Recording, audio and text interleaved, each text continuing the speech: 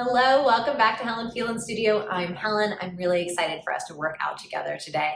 If you have any questions, please drop them in the comments below so I can help you out. And if you like this workout, I would so appreciate if you would like and subscribe so I can keep making these videos for you. All right, I'll see you on the mat. Welcome back to Helen Phelan Studio. Today I have optional wrist weights, so you can toss those on if you want a little bit more oomph for some of our upper body work, or you can even just hold on to your light weights if you prefer that. And we're gonna get started standing. So back it up so you have some room out in front of you. Knees are gonna be soft so they're not locked out, not holding tension. Give yourself some nice, big, juicy shoulder circles to release tension around the neck and shoulders. And then let those shoulders relax. And then keeping that micro bend in the knees, rise up to your tippy toes and soften down. Try to wrap your abdominals in so we have our balance, although you're also welcome to just grab a hold of the wall if you need that for support. And just thinking about pressing evenly through all 10 toes. Big toe and pinky toe, splitting that weight. Try not to feel like you're rocking forward and back. If you feel that, grab the wall for your support. And once that's feeling good, you can pick up the pace a little bit. Warming up through our ankles and our calves. We'll go another 5, 4, 3, 2, and 1. Carefully lower the heels to the floor, still soft at the knees, but beginning to let the chest roll forward, letting the head hang heavy. Folding over your legs, bend your knees as much as you need to let your chest rest on your thighs. Rock the head, yes. Rock the head, no. And begin to walk it all the way out to a plank position. So squeezing into the glutes, trying to draw those shoulder blades away from the ears so you feel like your neck is growing an inch. Hips should not be lower than the shoulders, so we're not putting pressure on the back. Hugging abs away from the waistband. Take a big breath in through the nose and hike your hips back up to that down dog. Press through the heels. Rise back up through your releve tippy toes and round it forward into that plank. This plank is a hold for a moment. Keep spinning your elbows back towards your toes so you're externally rotated. And then take it back up into your down dog, digging the heels to the floor, rising back up, undulating it into your plank again. Let's go a few more like that. Like I said before, giving yourself a moment to linger here in that plank. Give it a little challenge. Don't race through this.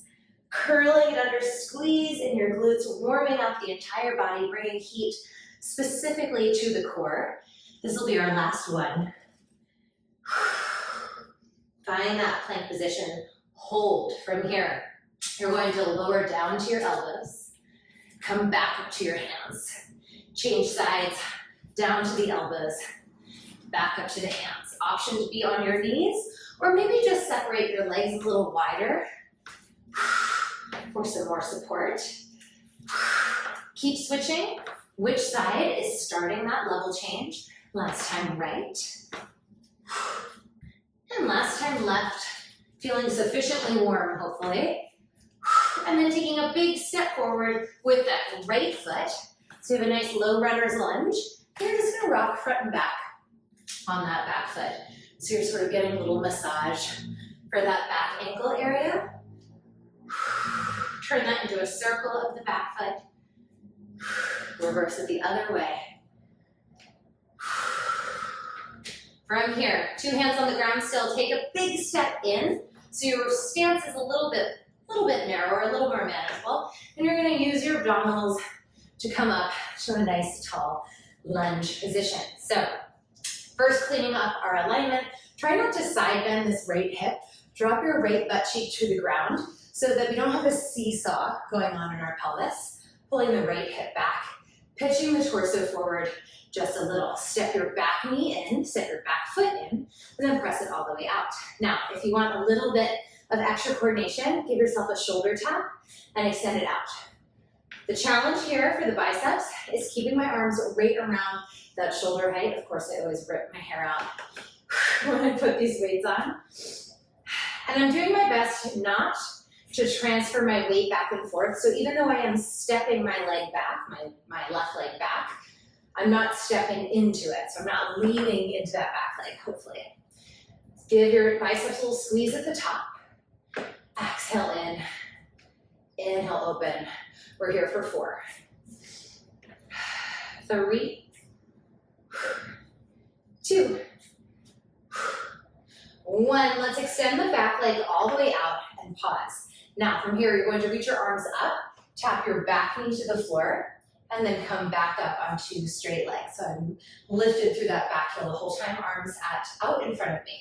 Arms go up, slight tuck of the pelvis, reach it back up. I'm not locking out my front leg as I lift because I don't want to put this pressure on my knee. So again, I have that little micro mini bend. Freudian slip there, I wanted to say mini band. Mini bands on my mind. Each time you come low here, try to feel this tuck of the pelvis so you get a nice deep stretch on that back hip or that back leg. Let those shoulders melt down your back so you're not feeling any extra tension in the neck. We're here for 5, 4. You can also do this without the weights if you decide it's not working for you. 2. We hold it down. Bring those elbows out in front of you.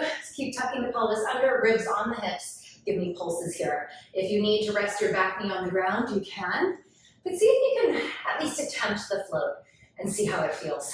For 5, 4, 3, 2, 1. Take your hands right to the ground, back where you found them. Step that left leg out a little bit further. Let your back knee drop on the ground. We're gonna stretch out that quad of that back leg. So just reach around with your opposite hand, curling your tailbone under. And if you need to stretch for that outer hip on the front leg, you can add a little external rotation on that front leg as well. Or just pick one if you're like, that's too many things at once, I get it. We're gonna go back to our planking down dog. And then we're gonna hit that second side. So untwist, unspiral out of that, extend through your back leg, and I'll step it back to your plank. Once again, I want you to spend a little bit more time than maybe feels good or maybe feels natural in that plank before shifting back up to that down dog. Sink your heels down, draw those shoulders away from your ears, stick the tail out at the top, tuck the tail under at the bottom. I want you to get a little shaky each time you find plank, so we're not racing through this movement, digging it down, lifting it up. See that undulation C curve through my spine before I arrive here in the plank. That's important. Thinking about maybe a slight bend in the knees so that you can really maintain that neutral through the low back. Each time I arrive in my plank, I am squeezing my butt, considering my butt part of my core in a plank, so I feel really supported. Driving knuckles through the ground, not letting all that weight go into the heels of my hands. And now this next one, it's gonna be a little bit different. As you arrive in your plank position, pause. Hands should be directly underneath your shoulders. Option to be here on the knees. As you step the right arm forward, right arm in, and then left arm forward. Left arm in. It looks the same if you're on your toes. Try to reach your arms out as far as you can without starting to wiggle in your hips. Always alternating which side is starting that movement. Stretching out my mat here. Last time right starting. Last time left starting. Hold that plank, squeeze into the glutes. Grow taller off your armpits. Try to push the floor away from you while simultaneously lifting the armpits away from the floor. And then take that big step forward with our left foot to find our low lunge. Give yourself a few rocks forward and backward so you feel that nice stretch through the back ankle. And start to circle out at that back foot. And reversing it the other way. We're going to change up our arms a little bit this time. So take a half step in, find a stance that feels supportive, where you feel good about your balance. Use your core. And now from here, I'm going to have you bring your arms back behind you to a nice chest expansion as you step the foot in. Then bring your arms, let's stop them right around our pelvis. Go behind your back, stop at your pelvis. I have a slight pitch forward at my torso. I keep my weight, again in that front leg. Squeezing the back of the arm as I press it back. Also trying to find a nice pinch between my shoulder blades as I press it back.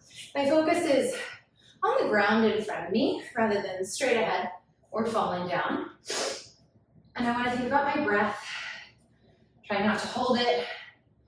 And also using it as a tool to keep me from rushing my movement. Exhaling to push the air back. Inhale, sweep it front. Whether or not you're holding or wearing weights here, I want you pushing through the space, navigating the air around you, moving that energy around with resistance, with intention. Last 3. Whew. 2. 1. Now, let's set the leg back, find your balance, roll those shoulders back and down, send the arms all the way back behind you, and then come down into your low lunge. Send the arms all the way back behind you. We rise up straight on both legs without locking that front leg. Tap that back knee to the floor. Ooh, a little messy on this side. This side's a little more challenging for me. Try not to let the hips do anything funny. So I'm pulling my left butt back. I'm also pulling my left butt down. I want to avoid getting into this type of situation. So I drop that left butt cheek to the floor so that I am protecting my back. Where were we here? Down, arms up, lift. Slightly tucking the pelvis under as I go down, looking for this nice deep stretch. We're here for 4, 3. We're going to come down to a balance. 2, 1. From here, stay low. Take your arms behind you, bend at the elbows. Push the air away. Push the air away. Can you dig into the heel of that front foot? With or without those weights, moving that energy around so you feel your back and your triceps. We're here for 4, 3, 2, and 1. Melt it down to the ground. Take a nice big step back. Okay, so from here, I let that back knee come to the floor. I reach around with my opposite foot. I could not wait to get out of that one. Oh my goodness. Feel that quad stretch. And option to find that turn out, turn in on your front leg, trying to keep your weight shifted forward. Feeling a nice release. We're gonna go back to that down dog situation. That's sort of our through line today. Can I get one more moment? And unwind. From here, extend straight through the back leg, 2 hands on the ground. Step it back to your plank. We hold for a moment, get a little shaky, try to pull the mat towards your toes, feel that activation of your core before releasing up to a down dog. Dig your heels to the ground. Maybe you linger there a little in the stretch before undulating forward and back again. Really slow these down. It's our 3rd time visiting plank to down dog. And I know those lunges can get pretty intense, but let's remember that we're thinking about moving as mindfully as possible here. We don't want to start to race through our movement because then we start to miss things. We're a little less aware of how we're carrying ourselves. Our form might suffer. We might, best case scenario, just forget to activate things as deeply as possible, so we're not using our time as wisely. And sometimes it takes our nervous system and our muscles some time to chill, some time to unwind, giving them a moment to really resonate with the movement. Now this time I want you to arrive in your plank and pause. And we're gonna go ahead and take the right knee over to the left elbow, step it back to plank. Left knee over to the right elbow, back to plank. Nice slow motion, twisted mountain climbers. If your knee is not touching your elbow, no worries. That's just where we're going. That's just the direction you're going. Try to really twist, pivot at those hips. Starting to feel those obliques. Told you it was a full body workout. Last time. On either side, we go right to left. We go left to right. We set those knees down, giving it a nice child's pose. Walk your arms as far forward as you can, and focus on breathing through the back of the body. Focus on widening the ribs as you inhale. And exhale, big sigh. And big sigh. And bring it forward so that you're laying all the way face down on your stomach. So I want you to find your prone position. You're going to find your cactus arms, nice right angles at the elbows. Legs are hip width apart, pressing hips through the floor. Exhale, lift the head, chest, shoulders. Find a squeeze between the shoulder blades. Inhale, send everything down. Exhale, lift it up. And inhale, send everything down. Really drive the pubic bone through the floor so you feel support in your low back. Think about hugging the abs away from the ground as you lift, also going to support your low back. And definitely, again here, not racing through these. Find that squeeze between the shoulder blades, make sure those muscles are working, and then relax it down again. Let's go 3.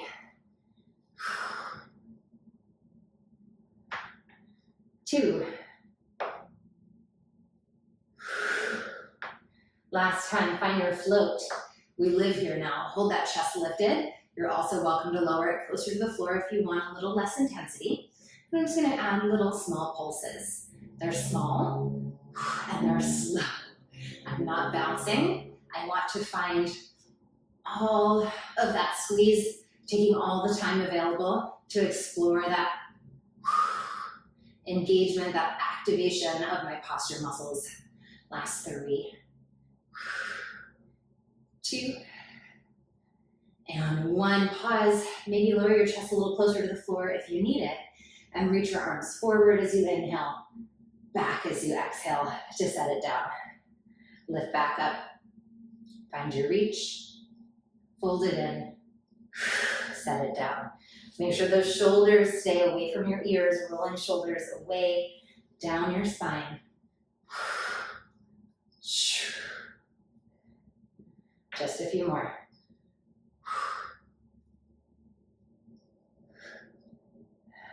Two more. Find that lift. Before sending the arms forward, trying not to shrug. And softening everything down again, letting your hips have a nice wiggle. And then we're gonna finish this out with one last little flow of down dog. So I want to try to push up to a plank in one piece, whether that means you tuck your knees under, you tuck your tail under, or you extend the legs out straight. You lift up flat as a board, protecting your back. All right, meet me there in whatever way makes sense for you. Squeezing into your glutes. And now instead of our twisted mountain climber, we're gonna take the right knee out to the outside of the armpit and back. So it's same knee, same elbow, and back, and then back up. I went a little out of order. I was excited to do those. So we're actually just gonna go plank to pike a few times, and then we'll come back to those mountain climbers. Got ahead of myself, but now you have a sneak peek of what's coming. Let your heels melt down, rise back up. Enjoy that plank. Feel that articulation of your spine, starting from the base of your spine. I want you to really feel everything that has to happen through your spine as you round forward to return to that plank. Last 2. Squeeze. And last one. Now we get to go into those wide mountain climbers. So find your plank, for real this time. Same knee, same armpit, aiming for that side crunch. Chest stays facing the ground. Try not to sink to one side. So both shoulder blades drawing away from the ears. Last 4. 3, Last set. 2, 1. Can we hold this plank? Lift it taller off the ground. Keep pointing those elbows to the toes.